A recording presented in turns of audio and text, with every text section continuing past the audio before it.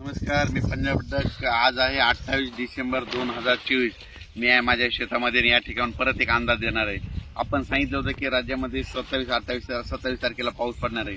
तर काल पाहू शकता उत्तर महाराष्ट्राकडे, जळगाव जिल्ह्याकडे बऱ्याच ठिकाणी, आमच्या परभणीकडे म्हणजे मराठवाड्याकडे बऱ्याच ठिकाणी पाऊस झाला. विदर्भात झाला, अमरावतीकडे झाला, बुलढाण्याकडे झाला, संभाजीनगरकडे झाला, नगरकडे झाला, इकडे पंढरपूरकडे झाला, कर्नाटककडे झाला.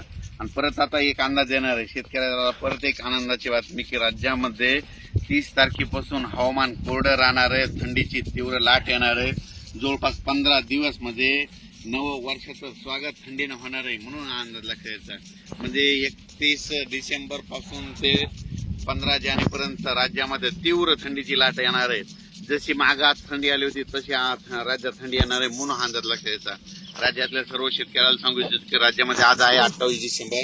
आज 28 डिसेंबरला फक्त आज म्हणजे उत्तर महाराष्ट्राकडे नंदुरबार, धुळे, जळगाव, त्याच्यानंतर नाशिक, निफाड, संभाजीनगर, नगर जिल्हा, त्याच्यानंतर जालना जिल्हा, बुलढाणा जिल्हा या भागामध्येच म्हणजे आजच्या दिवस म्हणजे पावसाचं वातावरण राहणार आहे, म्हणून हा अंदाज लक्षात यायचा.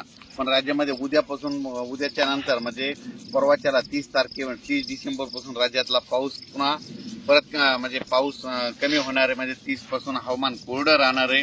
पाऊस काय येणार नाही, त्याच्यामुळे काही चिंता करायची गरज नाही. राज्यामध्ये मात्र 31 डिसेंबर ते 15 जानेवारी 2025 पर्यंत म्हणजे 15 दिवस हवामान कोरडं राहणार आहे. तीव्र थंडीची लाट येणार आहे, म्हणून हा अंदाज लक्षात यायचा. अचानक वातावरणात बदल झाला तर परत एक मेसेज दिला जाईल. पण राज्यात मात्र फक्त आज 28 उद्या 29 तारखेपर्यंतच राज्यात म्हणजे ढगाळ वातावरण आणि तुरळक ठिकाणी पावसाची शक्यता आहे, सर्वदूर नाही, म्हणून हा अंदाज लक्षात येतात. पण राज्यात मात्र नवं वर्षाचं स्वागत मात्र थंडीनं होणार आहे, म्हणून हा अंदाज लक्षात येतात.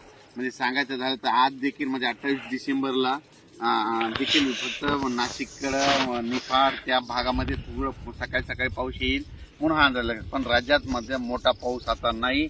मग 31 डिसेंबर पासून राज्यातला हवामान कोरडं राहणार आहे, पाऊस काही येणार नाही, म्हणून हा अंदाज लक्षात येतात. धन्यवाद.